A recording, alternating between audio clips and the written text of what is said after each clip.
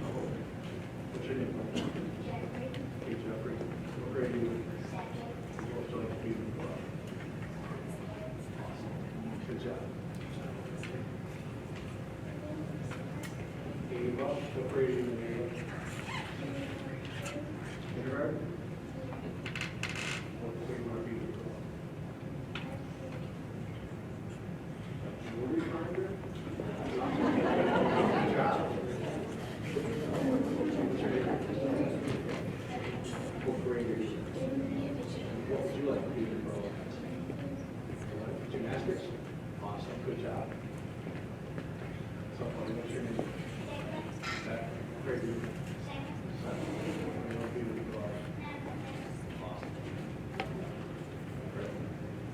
What's your name? Jackson. Great. We need a lot of this.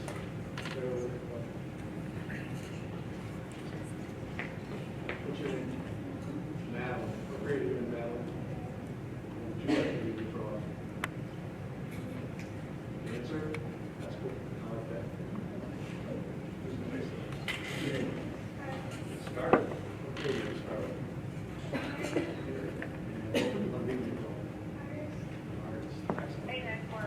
Last but not least, what's your name? Kate. Kate. What grade are you? First. First grade. This is second grade next year, right? Right. All right. What do you want to be when you grow up? A marine biologist. Excellent. Good job. Okay, if everybody can please stand for the Pledge of Allegiance. Right behind this guy? So let's turn and face the flag, guys. Right up here, guys. All right? All right, somebody start us off. Ready? Pledge allegiance. To the flag of the United States of America and to the republic for which it stands, one nation, under God, indivisible, with liberty and justice for all. Thank you. Good job. She still looks like she's in church. I love that. Look at jewelry finder. So do I. So like, man, I missed my call. Can I change my profession? That is a tricky book. I see no. Okay, thank you. Item 4, nominations to fill a board vacancy. I'd like to nominate Retiba Stillman. I'll move. I'll second. All right, call the roll, please. Mr. Habermill. Yes. Mrs. Ennis. Yes. Mrs. Russell. Yes. Mrs. Stepp. Yes. Motion passes. Mrs. Stillman, will you come up? You need to do 5 first. Oh, I'm sorry. That's okay. Come on up anyway. Yeah. Item 5, whereas a vacancy has been caused on the Board of Education by reason of Mr. Eric Johnson's resignation, and whereas the Board of Education has the legal authority to fill a vacancy for the unexpired term thereof, now therefore be it resolved that Retiba Stillman is hereby appointed to serve as a member of the Board of Education for the Vermilion Local School District for the remainder of the unexpired term ending January 1, 2023, that should say. 23, yes. Yeah. Well, I'm sorry, no, That's right. 24. First It year. ends at the end of this year. That's right. Note, a vacancy may be caused by death, non-residence, resignation, removal from office, failure of a member to qualify, etc. Get a motion, thank you. I'll second. Call the roll, please. Mr. Habermill. Yes. Mrs. Ennis. Yes. Mrs. Russell. Yes. Mrs. Stepp. Yes. Okay.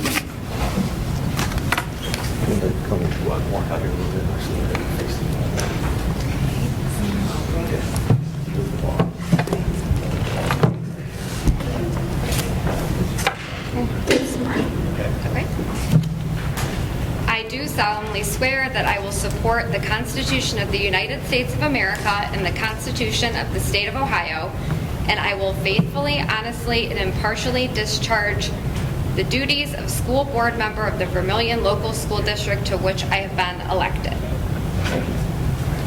It's official. Congratulations. So we'd like to introduce our new board member to the public. Retiba Stillman has been a resident of Vermilion for approximately 8 years. She is married and has 2 daughters, Ada, 6, and Lena, 4, who are enrolled in Vermilion Elementary School. Retiba attended Bowling Green State University and graduated with a bachelor's in psychology. She attended Kent State University and earned a master's of education as well as an education specialist degree. Retiba currently works at Norwalk City Schools as a school psychologist. In her free time, she enjoys working out, reading, doing DIY projects, and spending time with her family. So welcome to the board. Welcome. Congratulations.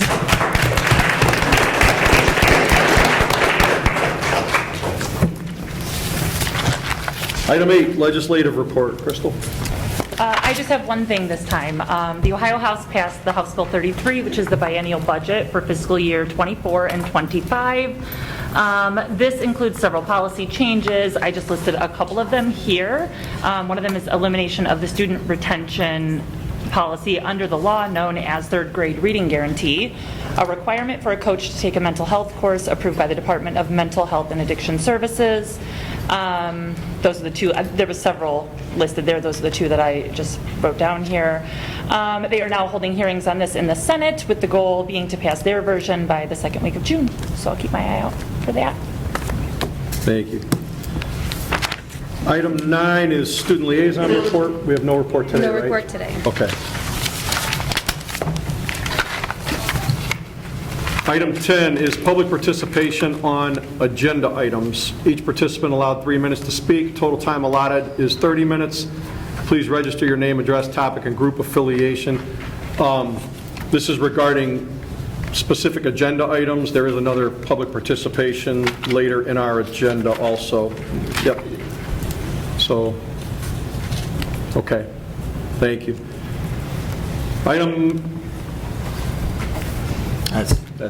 Should be item 11, superintendent's report.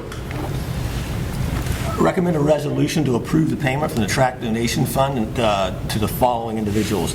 $500 to Chad Rich for statistics and filming during track season, and $500 to Emily Rich for keeping scorebook for boys basketball. I'll move. I'll second. Call roll, please. Mr. Habermill. Abstain? Mrs. Ennis. Yes. Mrs. Russell. Yes. Mrs. Stepp. Yes. Mrs. Stillman. Yes. Miss Oliver. Yes. Mr. Massey. Yes.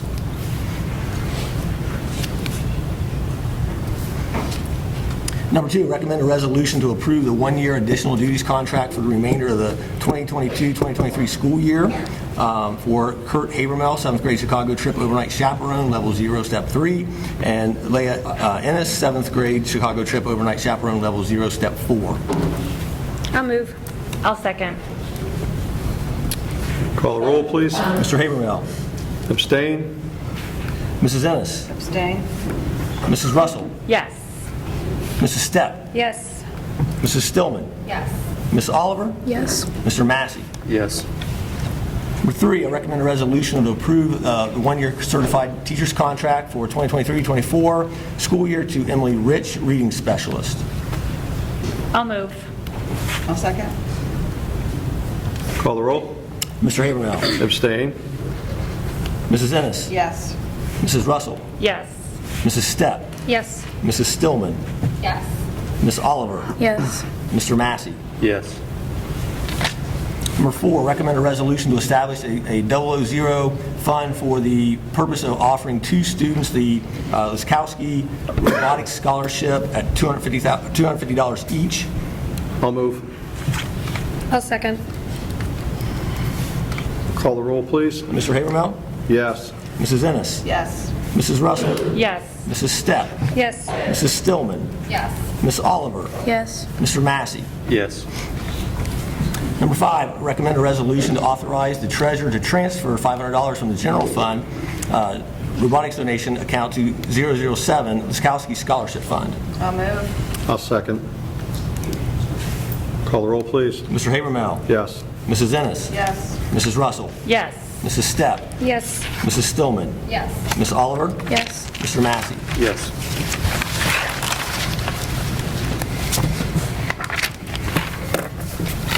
Item 12, the consent agenda. Superintendent and treasurer recommend that the Board of Education approve the consent agenda items. Action by the Board of Education and adoption of the consent agenda means that all items are adopted by one single motion unless a member of the board, the treasurer, or the superintendent requests that any such item be removed from the consent agenda and voted on separately. Item 1, recommend a resolution to approve the financial report, April 2023, attachment A. Item 2, minutes of the April 17, 2023 regular meeting, May 2nd special meeting, and May 10th special board meeting, attachment B. Item 3, approve the revisions to district policies for first read as listed on the agenda. Item 4, approve the agreement with Frontline Education for absence and management and applicant tracking for $8,404.18 for the 2023-24 school year. Item 5, approve the use of substitutes for the 23-24 school year who do not hold a post-secondary degree but meet the district's set of educational requirements to serve in the role of substitute teacher pursuant to House Bill 583. Item 6, approve the substitute teacher rates for the 23-24 school year. Non-degree and associate's degree, $130 per day. Building subs after 10 days, $140. Bachelor's degree, $150 per day. Building subs after 10 days, $160. Item 7, approve the agreement with the ESC of Northeast Ohio acting on behalf of the Ohio Substitute Teacher Services and Vermilion Local Schools for the 23-24 school year. Item 8, approve the agreements with META Solutions for the 23-24 school year, $28,843.50 for fiscal support for state software redesign and eFinance Plus, which is Power School, and $8,403.36 for IEP, Anywhere Plus, and Info Ohio Library Services. Item 9, approve the agreement with Murray Ridge Center, Lorain County Board of Developmental Disabilities to provide educational services for ages 6 through 21 for the 23-24 school year. Item 10, approve the agreement with the Lorain County ESC to provide specialized services which include school psychologists, educational programs, pathway to success, consulting, literacy coaching, and other specialized services. Pricing is based on the consortium. Item 11, approve the employment actions, resignations as listed on the agenda. Retirement, Rodney Johnston, Facility Manager, effective 7/1/23. Item 13, one-year additional duty contracts for the remainder of the 22-23 school year, 2, as listed on the agenda. Item 14, one-year supplemental contract for the remainder of the 22-23 school year, 2, Brittany Drost, choreographer, major musical, and Cody Rice, broadcast journalism. Item 15, one-year classified contract for the 22-23 school year, Tyler Spears, custodian, Megan Cortez, custodian. Item 16, summer learning credit recovery from June 12th through June 29th, 2023 at the per diem rate. Michael DeGidio, 50 hours, and Jeanette Caffarel, 50 hours. Item 17, one-year classified contract for the 23-24 school year as listed on the agenda. Item 18, two-year classified contract beginning with the 23-24 school year, 2, as listed on the agenda. Item 19, one-year supervisor contract for the 23-24 school year to Amber Stoller, Director of Transportation. Item 20, certified teachers continuing contract beginning with the 23-24 school year to, as listed on our agenda. Item 21, certified two-year teachers contract beginning with the 23-24 school year to, as listed on the agenda. Item 22, certified one-year teachers contract for the 23-24 school year to those listed on the agenda. Item 23, approve up to 20 additional hours for Katie Say at the special projects rate of $34 for scholarship IEP writing for the remainder of the 22-23 school year. Item 24, pay Taylor Morris and Katie Livengood $25 each for taking tickets for track and field. Are there any items that need to be removed from the agenda? Nope. Okay, can I get a motion to accept? I'll move. Who's that? I'll second. Sarah, then Got it. call the roll, please. Mr. Habermill. Yes. Mrs. Ennis. Yes. Mrs. Russell. Yes. Mrs. Stepp. Yes. Mrs. Stillman. Yes. Ms. Oliver. Yes. Mr. Massey. Yes. That next one's 14. Okay, thank you. Item 14, dates and locations of upcoming board meetings. Meetings will be held at the Vermilion High School Commons, 1250 Sanford Street in Vermilion. We have a regular meeting on Monday, June 12th, a regular meeting on Monday, July 10th, and a regular meeting on Monday, August 14. All of those are at 6 p.m. Item 15, public participation. The public participation section of the Board of Education's agenda is specifically designed for the public to address the board with their compliments, concerns, ideas, and/or questions. The board welcomes your comments. If you wish to address the board regarding a problem, the board would remind you of two things. First, your comments should be factual and respectful to the rights of others. Second, before coming to the board with a specific problem, you should have first addressed the problem with the appropriate teacher, staff member, or administrator. This meeting of the Board of Education in public is for the purpose of conducting school district business. So tonight we have quite a few people signed up. I'm going to go down the list in order. Because we have so many, I would ask everyone to try the best they can to stick to 3 minutes or less. Kathleen Byer.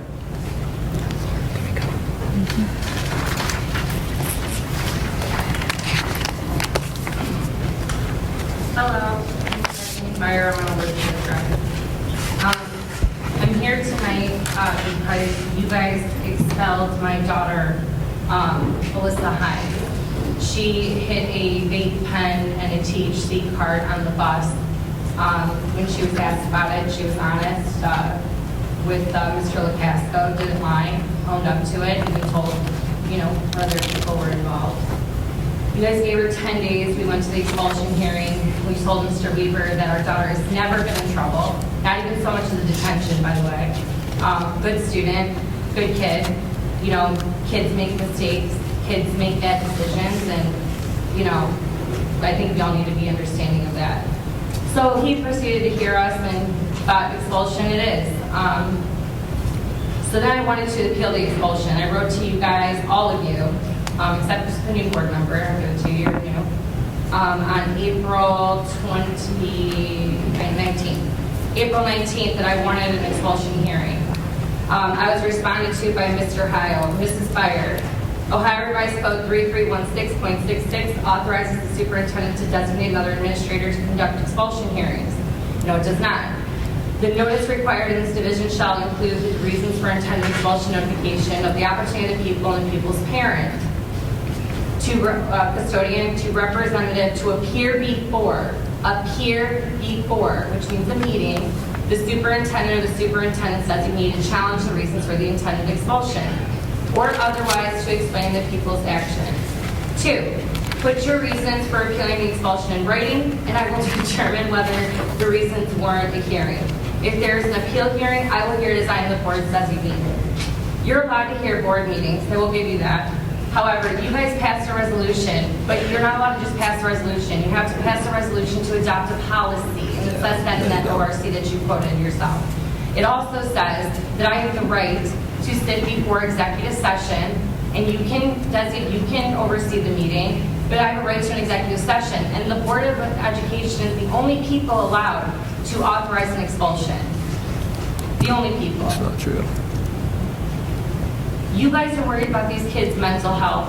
What do you think that does when you throw away a kid for making one mistake? She's never been in trouble in her academic career. Then I, as a parent, want to appeal to the Board of Education that we elected to represent our interests, and no one responds. Not one of you responded to me, and I sent this email to every single one of you. Not one response this entire year from any board member about anything that I have tried to address with you guys. You have designated a lot of your responsibilities, including fiscal, to the superintendent treasurer. And you guys don't even know what you've accepted. I'm telling you that right now, you have no idea what you've accepted with accepting this money. But that's here nor there. My daughter's a good kid. My daughter made a mistake, but she didn't lie. She did not lie. She was honest. She owned her mistake. And you just throw her out. And not only her, there's a lot of kids this year that have been expelled. You're done. I mean, what if it was your kid? Nobody cares till it's their kid. You know, and a young girl at that. And, you know, you have football players, but I also had a student reach out to me about your bathroom in the administrative offices. Before I do that, I'm requesting now as public record, I want a meeting to appeal my expulsion. You'll be hearing from my attorney this week. I know I say that a lot, but we're building a case, and this week, once I get the transcripts, I'll give them to you guys. But I want a meeting, and under the law, I have a right to the meeting. And Dr. Heil, I do not want to meet with you. I've never met with you in my life. You've never had a real conversation with me, but the short interaction we had, you told me you had in loco parentis. Do you know what that even means? It means a judge gave you custody of my kids, and you actually have to live in my house. But do you live in my house? No. So you don't have in loco parentis. Don't ever let them use that on you. Ever. They do not have custody of your kids because you enroll them in public school. Ever. I don't want him to meet with me. He has been hostile towards us. He has been aggressive and honestly rude. So, Mrs. Byer, your request is noted. A meeting. I think it's been about 3 minutes. Yeah. One more thing. A student of yours reached out to me about the administrative bathroom. There's drug deals going on back there. There's also smoking going on back there. And it's apparently the bathroom in the back hall where the offices are. And you guys are letting kids that don't feel comfortable in other restrooms, I'll just say, back there. And they're using drugs, and I guess it's known. And that's from your students reaching out to me. And it wasn't just one, it was a few. Because they think it's a bunch of bull that you're expelling students the way you are. They feel like throwaway kids. And I want a meeting. Thanks for your time. Megan Rice.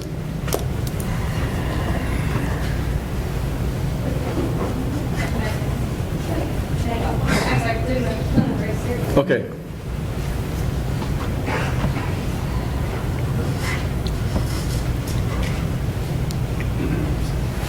Hi, I'm here to talk on Likewise that was proposed to the Board of Education.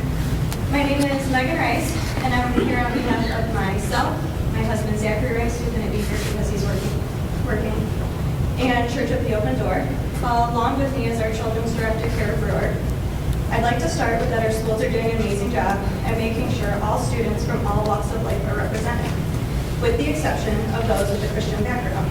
I have 3 kids from kindergarten to 3rd grade. My son came home visibly upset around Christmas that when my classmate told him God's not real. My 3rd grader had a similar situation happen and was teased for her belief. She used her knowledge of the Bible to say why she believes and left it at that. My kids know not everyone believes and that that's okay. Everyone is allowed to choose what they believe. Likewise would be an amazing opportunity to show our youngest sailors that their community supports them.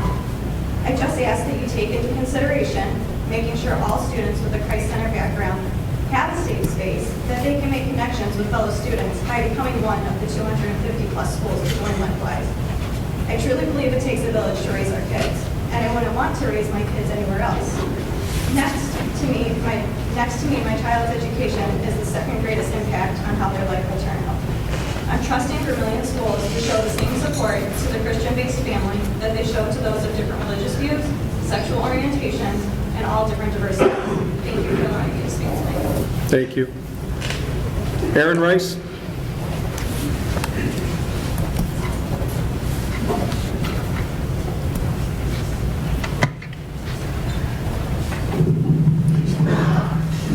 Good evening, everyone, board staff, everyone here. My name is Aaron Rice, and I'm here to voice my support for Lifewise Academy as well. I'm a graduate of Vermilion Schools. I attended K through 12th here. I'm a youth pastor at Lakeview Baptist Church, and I pastor kids from 6th to 12th grade. I also am a coach for Vermilion students in the church sports program called Upward Sports that does football in the fall, basketball in the winter, soccer in the spring. That program is K through 5th grade.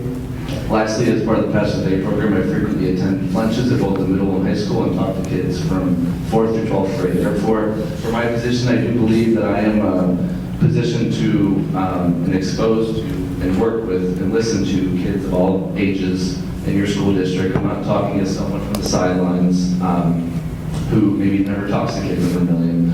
I know the names of scores of kids in Vermilion. I know so many of their stories. I know many of their struggles and their things that they battle with. I live in Vermilion. I talk to them all the time. And I know from my own talking to them, my own surveys, that this next study that I'm talking about is true. And according to CDC's Youth Risk Behavior Survey, which compared teens from 2011 to 2021, teen sadness, hopelessness, suicide, mental health, sexual violence rates are all on the rise. One startling statistic is that teen girls who persistently feel sad or hopeless has increased from 36% to 57%. This is just in the last 10 years. From my experience, I am sure Vermilion is not the exception. I am without a doubt certain that Lifewise Academy can help course correct this startling issue. I want to read off what Lifewise teaches exactly from their curriculum plan. Please, anyone can raise their hand or stop me if teaching any of these once a week, any of these lesson titles to kids sounds concerning to you. Semester 1, gratitude, respect, obedience, responsibility, patience, humility, courage, sacrifice, trustworthiness, generosity, determination, perseverance, forgiveness, joy. Semester 2, compassion, reliable, contentment, truthfulness, honor, justice, enthusiasm, initiative, submission, commitment, and love. I know other school districts would be dying for an outside program to voluntarily teach these traits to their children in the crisis that we find ourselves in. We are surrounded by schools all over Ohio who already teach this, and there are countless stories of superintendents who testify to this program's effectiveness. Schools all over the country are now doing this. A recent school in Texas, their superintendent said it would be done in less than 30 seconds after it was first presented to him.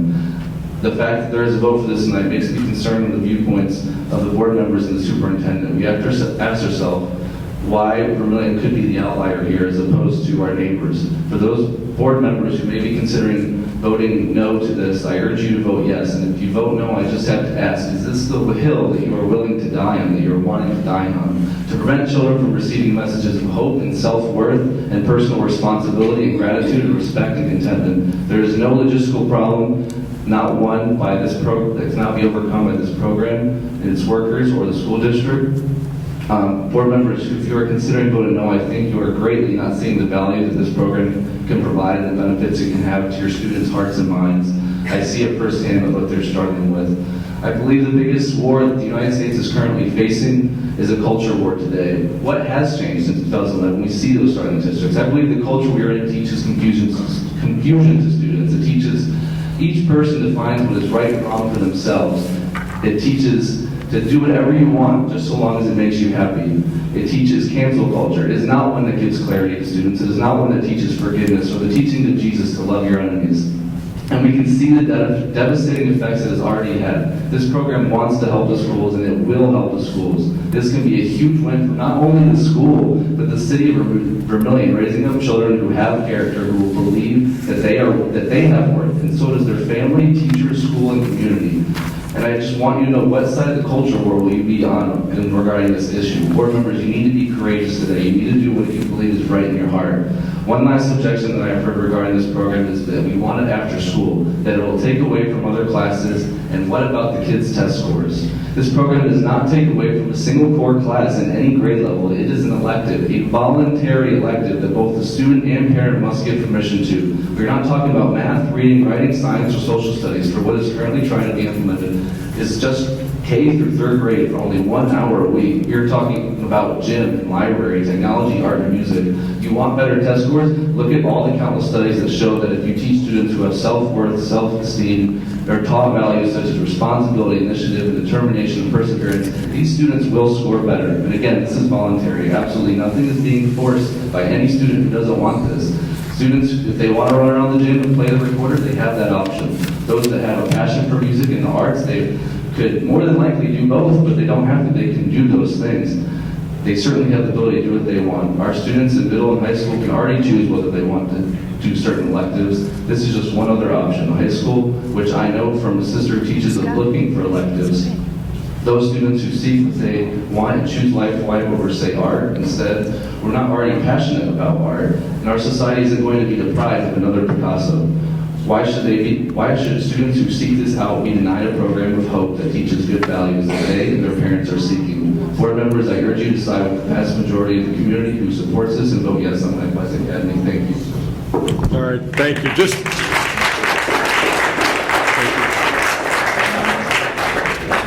Just to be clear, we are happy to hear from everybody who wants to speak regarding this tonight. There is no resolution on the agenda to vote on anything tonight. Cammie Rice.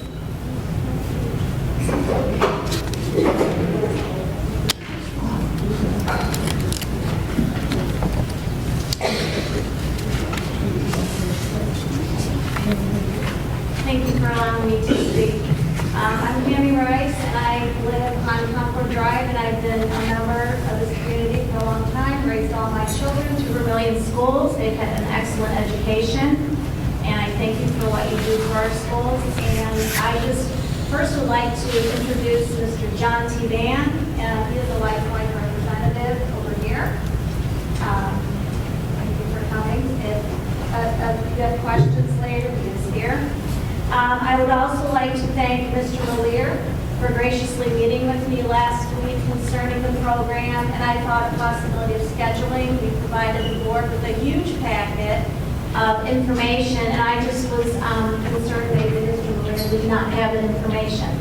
So I was very happy to say, and I want to make it clear, he was waiting on maybe what the board thought about it, but he had said he had already thought about options to schedule this. He said he's thought about it, he's researched it, so I thought great news.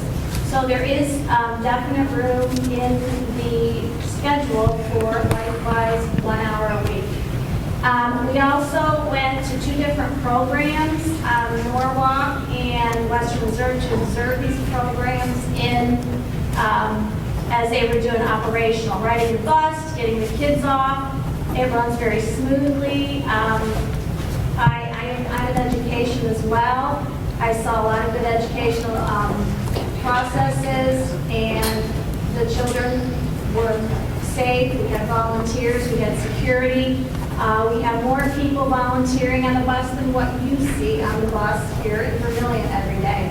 I'd also like to leave a copy for the board members. We heard from Dr. Amy Haynes. She's the North Coast Family Wellness Doctor. And I'd like to read her letter that she wrote to the members of the school board. Dr. Amy Haynes, I can't imagine not having my faith in my life. You see, like many kids today, I came from an extremely broken home where my parents divorced when I was 3. From there, the only thing that became constant and stable in my life was abuse, and let's not forget about shame, self-doubt, and the hatred I had inside myself for all of it. You see, by the grace of God and the love He had for me, I was convicted at 8 years old. The love I felt from something I knew nothing about was like none I'd ever experienced. Love was something I didn't get at home, not a hug from my mother or words of encouragement. School was my only outlet. However, coming from a small rural town, everyone knew who you were. I felt their pity and saw in their eyes I wasn't a favorite or even close. I had some teachers step up and try to help me with my school, but I was still the little girl that came from the wrong side of the tracks. So I barely made it through while getting the minimal grades. I was too busy surviving. We would always drive by a little church on my way to my grandparents' house. I was pulled to that church. Maybe I thought I could get relief in there, or maybe I was hoping to be part of something, anything. My siblings and I convinced my mom to drop us off one Sunday. Stepping through those doors changed my life forever. The people, the love they showered on me was as an 8-year-old little girl with her 4 siblings in tow. I felt like I finally belonged somewhere. I felt like it was a home that I was always looking for yet never experienced. It was my first experience of grace, unexpected favor for undeserving people. I'd never looked back since that day and realized how much God carried me through it all. So imagine, an 8-year-old little girl that could convince her mom to drop her off at church and what LifeWise could do for another little girl and boy. LifeWise requires parent permission, so if a child or parent doesn't want to participate, they just throw that permission slip away and never think about it again. Or maybe it starts them thinking and it's planted that seed. And if they do want to join, they sign the permission slip and start their journey to exploring Christian values in Jesus. What a gift. Those Christian values saved me from the brokenness of this world and the judgment of others and what they said I would become.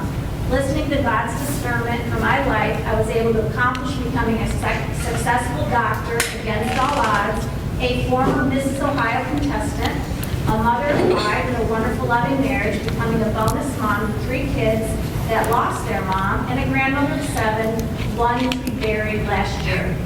All of this has helped me love on people from different backgrounds, religion, and ethnicity. Why?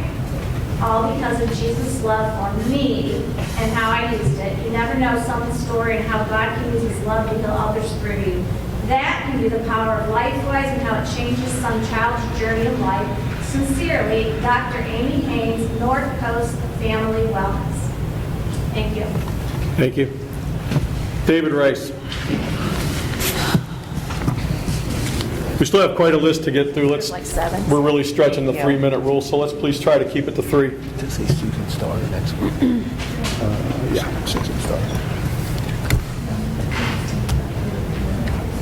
First, I want to start out by congratulating Rodney on his retirement. Congratulations. He's not here now, of course. There he is. There he is. There he is. Congratulations. What an icon in our district, and I've known him for many years, and he's just been a pillar of the community, and just awesome to see someone like that that's retired from this. And congratulations, Rodney. I really appreciate it for the school district. I know there's been, a lack of support for this program and I know you've received many emails on that.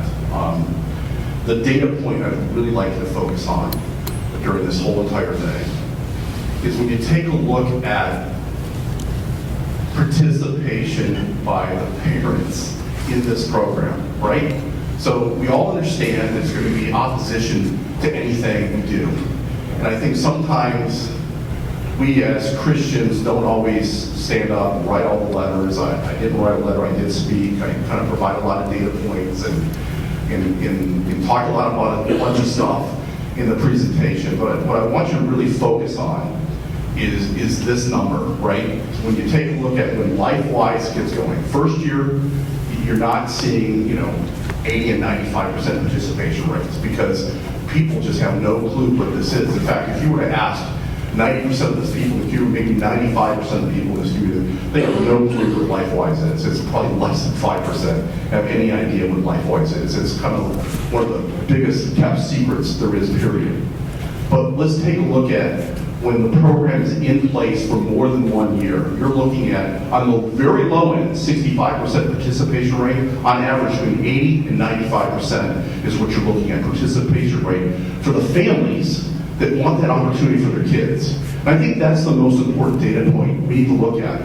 We can all write letters, we can all have opposition. I know that there's churches, Lutheran Church and other churches in this community that have opposed it. And I respect their opinions, and I respect the opinions of everybody on this board, and everyone in this community.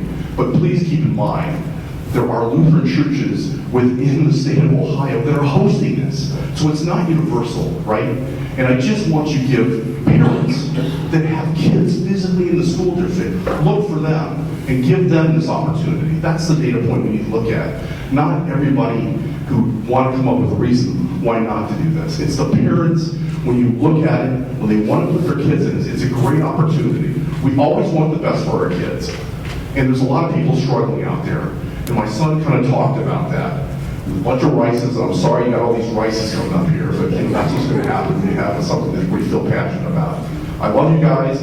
I know what you're going through, and I appreciate everything you're looking at. So, thank you. Thank you. Susan Backus-Starr.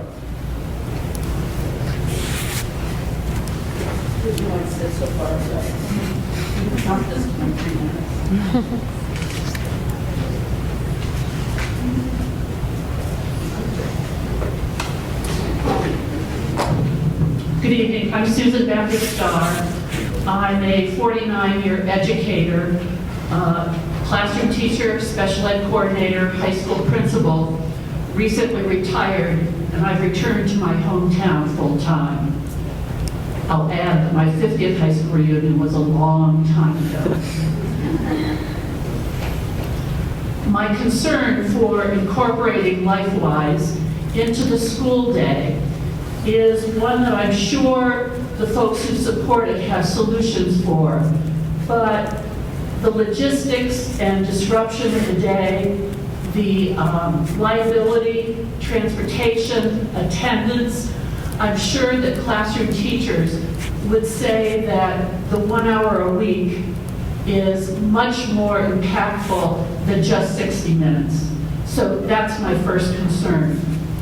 Second is no one would object to any student of any background developing soft skills, ethics, morality. All of us are in support of that.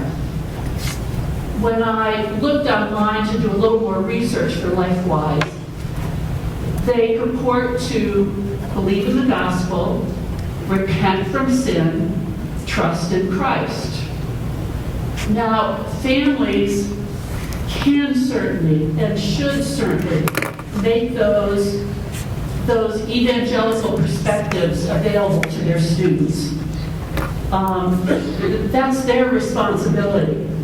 It just should not happen during a public school day. Thank you. Thank you. If I'm reading it right, Cliff Morris?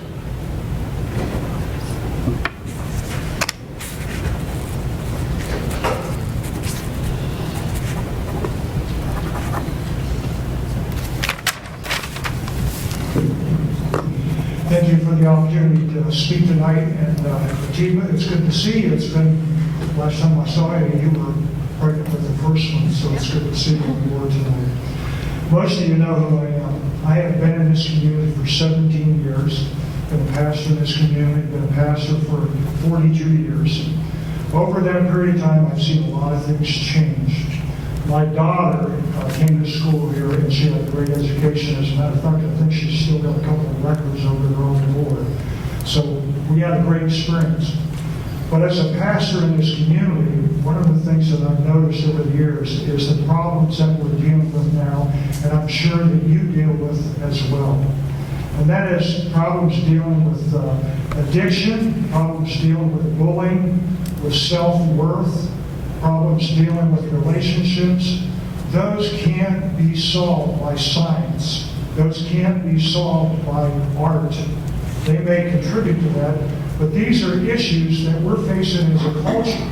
And some people may say, well, you know, they need a great education. I would dare to say, if you've got a great education and you don't have any moral fiber or moral standing in which to make good judgments and good life choices, it doesn't matter how good you did in school. As a matter of fact, if you've got an accountant, and I've seen this over the years, and they're the best accountant, but if they're corrupt, that education, that skill set doesn't do any good. We are in a time, in a culture, where we are spending a great amount of effort and resources trying to solve problems that we're seeing at our schools. One of the most important things that we need to do is to get everybody involved at the table.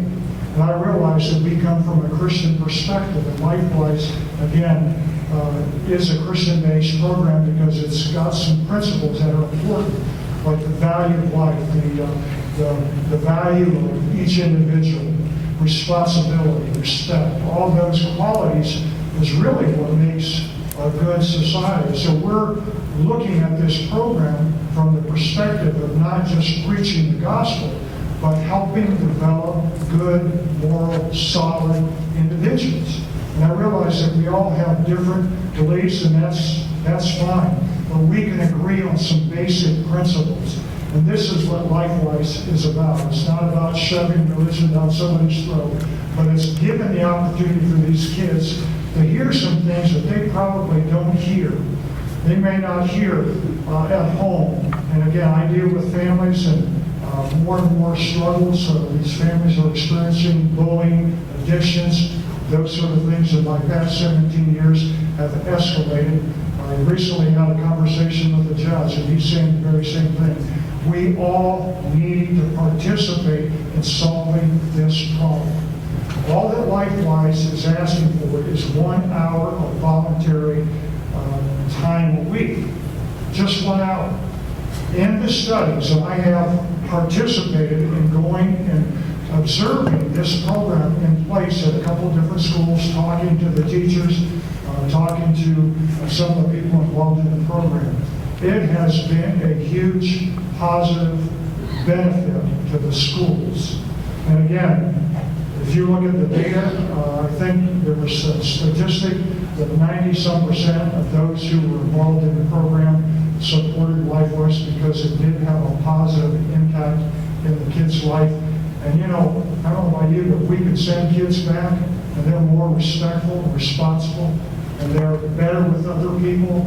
I think we all can benefit from that. So I just want to encourage you to consider LifeWise as far as all the different nuts and bolts that are going to be taken care of. That has all been worked out. There's over 200 schools in the state of Ohio that are using the program. It is a well thought out, well developed program, and it's working very well in most of the places that it's being used. So as a fellow member of the community and a fellow helper in the community, I want to encourage the board to vote for LifeWise. Thank you.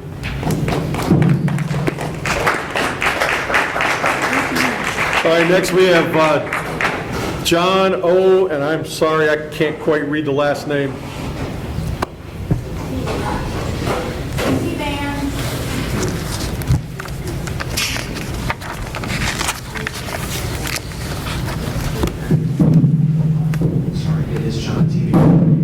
Say thank you for your work. I'll make this 60 seconds or less and make it try to be painless. If we can turn the heat up, maybe is it? Yeah. It's so cold. Good day, my name is Sean TV, and I'm representing LifeWise Academy. And my thought, just for the board tonight, is if you need to talk to other superintendents, other treasurers, other board members, Ashland County, Richland County, Knox, and beyond, we'd like to introduce you to those folks that maybe your questions, concerns, say, hey, how does this work in other schools or elementaries? Just want to make that available. Thanks for your work. Thanks for your first night on the school board. Have a great evening, everyone. Thank you. Kara Turner?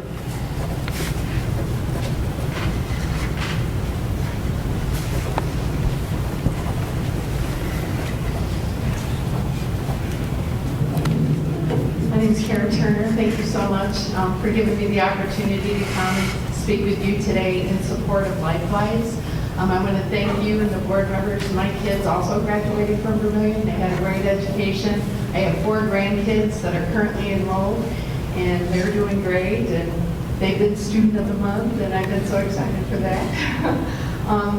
But I just wanted to support the LifeWise program, and based on just life experiences that I've had out in the community, and knowing especially like single parents or maybe families that may be a little broken, they need a little extra support.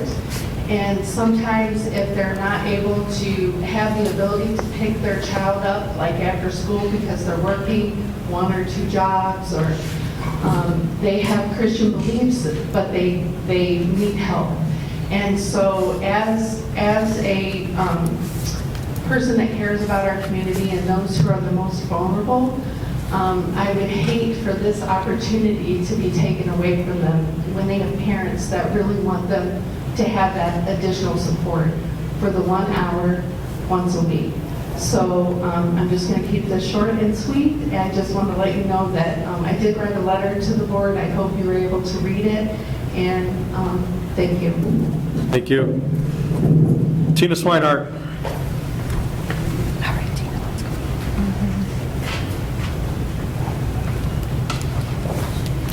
Amber Stoller is here. I have her come in right after we get ready to adjourn. After we adjourn, she will come up and Karen Turner. That'd be good. I'm Tina Swinehart. Most of you know me as I've lived here in the community for 50 years. I graduated from Vermilion High School, taught and was an educator here for 30 years, including 12 years as the elementary school principal at South Street. I attended Catholic schools for 10 years. My parents chose to send me to Catholic school. I chose to send my children to the public schools here in Vermilion, and they have done very well for themselves. I am here, though, I'm also, I should add, volunteer guardian ad litem for Lorraine County court system, so I'm well aware of the numbers of kids in our area that are at risk. But I also am very well aware of how difficult it is to schedule adequately enough positive, strong instructional time in an elementary school day. We are pulled in so many different directions, and they're important things, but we deal with, in an elementary school, a lot of social services. As I was principal of South Street School, we implemented all-day, everyday kindergarten. We felt it was really critically important to offer that service to our community. We had a lot of kids who weren't able to go to preschool. We trained, our teachers in a lot of programs that support not only their academic growth, but their social and emotional growth. When I was principal, we had a program called Getting Along Together that everybody in the school used at the start of the school year. It was for conflict resolution. It was character traits. Of course, you're familiar with what Citizen of the Month, now Student of the Month program. The teachers incorporated all of those values and principles and to the best of their ability in their daily lessons. As a retired elementary school principal here in the district, I really strongly oppose pulling children out of an academic day to give them religious instruction. I would say it'd be a great idea to do a before-school program that really would help parents out and also add to what is already part of the elementary school curriculum. I know back when I was principal, and I'm sure there's more of a need today, it's hard for parents to find before-school care for that extra hour when their older kids are already starting school. So I would be fully in favor of a LifeWise program for an hour before school. But an hour during the elementary school day is quite frankly not going to be an hour. I mean, if you've ever watched 5-year-olds, find their codes and dilly-dally and then get in line and oops, I forgot something, I have to go to the bathroom, go down the hall, get on the bus, get off the bus, I'll go to the bathroom again. I mean, what looks like an hour on paper is going to be well more than an hour and a big disruption. I'm not complaining.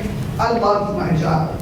I love elementary age kids. I love all kids and I want all of them to succeed. I know you are offering lots of support, mental health, social work, practice programs, all the things that we have done over the past couple of decades that I'm aware of. And I just think it's really hard to focus on making sure our kids can read and write and succeed academically. Those skills are so critical. We know kids need to learn to read by the 3rd grade or they're not going to be successful. It's just too important. I say have confidence in our staff, all of them, not just teachers, but our bus drivers and our monitors and our custodians. Congratulations, Rodney. Those people were a team working together with me when I was at the school. And have confidence that they are doing their best. Sure, every child, would benefit from the program LifeWise or whatever, not during the school day. Thank you. Thank you. Bonnie Meyer?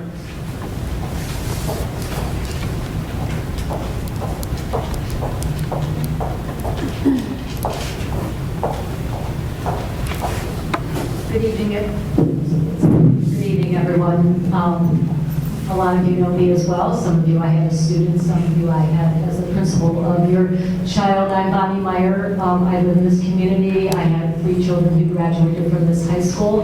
I was a teacher here, an administrator, and my longest tenure in this district was as principal of the elementary school after Tina retired. I was at VIS. We consolidated it, became then the K2 or the K3 VES. So Tina had a lot of great points about the disruption of the day, and I agree with all of those, and I agree absolutely with the need for a before-school program in this district. We have the luxury of the Boys and Girls Club that takes care of those after-school students whose parents can't get them, or they can't go home to a home with an adult, and that is a great program that was implemented a few years ago when I was principal, and a lot of kids take advantage of that, and it's free to families. And the same thing would be awesome in the morning if that could happen, because that was always a difficult time. But the other thing I wanted to talk about really is that I feel that listening to those of you who are so passionate about this program, and you're so complimentary of our school district, and I appreciate that, are also saying that there's an assumption that this is not getting done here, this character education, this awareness of students to be respectful. And I will tell you that just isn't true. I've been away from the building for a few years, but I know what's going on. I'm in close contact with the new principal. I also actually work for the state support team and have some workings with the Vermilion School District. But there is a lot of character education going on and self-learning of respect. Those cute little kids we had up here earlier tonight all are the student of the month, and their teachers nominate them because of some wonderful traits that they have. Every day, every kid recites the Sailor Pledge, right? And it talks about respect and responsibility and being safe and coming ready to learn. And those are the things that are instilled all across the building all of the time. There are standards from the state of Ohio about social and emotional learning, and our teachers are well versed in those and have been trained in all of those. They've also had a lot of training in trauma-informed care. I see Mrs. Blackburn here from the special education and student services department, who has done a great job of getting all of those things in here so that our teachers are well trained, and not just our teachers, our paraprofessionals and our bus drivers and our lunchroom people and our playground people all have some training in those areas, and they know what it takes to have kids have good characteristics that we want to make sure are happening. The other thing that I just wanted to comment on, based on what I was hearing, was the idea that maybe those specials aren't so academic. Well, let me tell you that they are, and also that they are really important. And there is data to support, a lot of data to support, that kids who are involved in the fine arts and in STEM and in physical education are more well-rounded and are able to, pursue parts in their life that maybe they wouldn't at other times. Those teachers in the specials are reinforcing a lot of that behavior that happens in the classroom that the teachers use every day. And they are part of it, right? They have their own classroom matrix of what is good behavior and what is good and being responsible and respectful citizen. So that is really important academic time for our students. They in our specials, they support the reading and the math that's so important for the students in this school to improve on. And while we're doing a great job, I know that we all want them to be better, right? We all want them to do better in their language arts and their math, and we certainly wouldn't want to sacrifice that by losing some time within the academics. Also, just wanted to point out that there is a counselor who has has lessons that go into all the classrooms that are around those ODE, social emotional learning standards. It's about social awareness, it's about relationship skills, and it's about responsible decision making. So there's assemblies that highlight student success. There are positive office referrals where students get to call home and tell their parents about how well something went for them today. So there's just a lot of that going on. Certainly when I was in school, I wasn't getting all that stuff, right? It was, it was expected that parents were going to do all of the things for all of their kids. And we certainly can't diminish what our parents do for our kids, but as educators, we know that we can add to that. So I am just going to ask the board that they don't vote for this, that this is something that should not happen during our academic day. Thank you very much. All right, thank you. Last name on our list, Joseph Jones.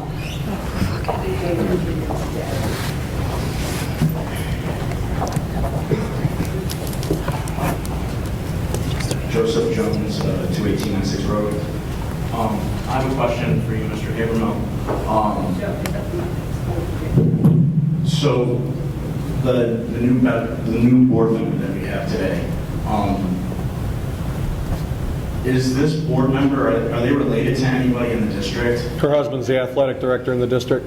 All right, so do you think that there might be a conflict of interest by that down the road on some cases?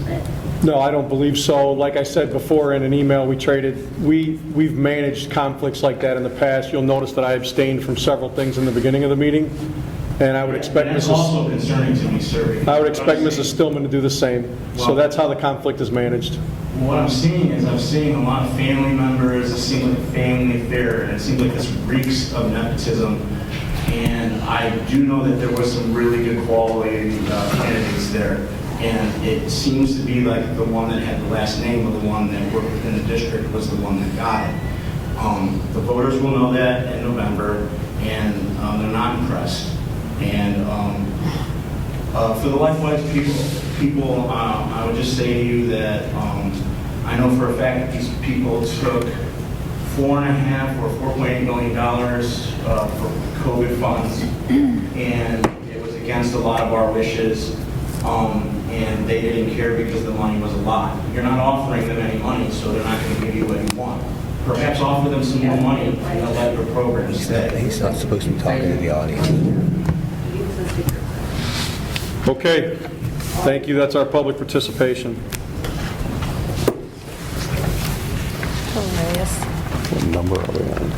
16. Item 16. Before we move on, I just want to make a statement. Freedom of speech is a bedrock of our democracy, our American democracy. And there's responsible freedom of speech and there's irresponsible freedom of speech. And I think if you look at social media, you see a lot of irresponsible freedom of speech.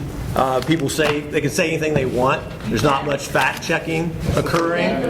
You had your time to talk. It is Dr. Heil's time. And so.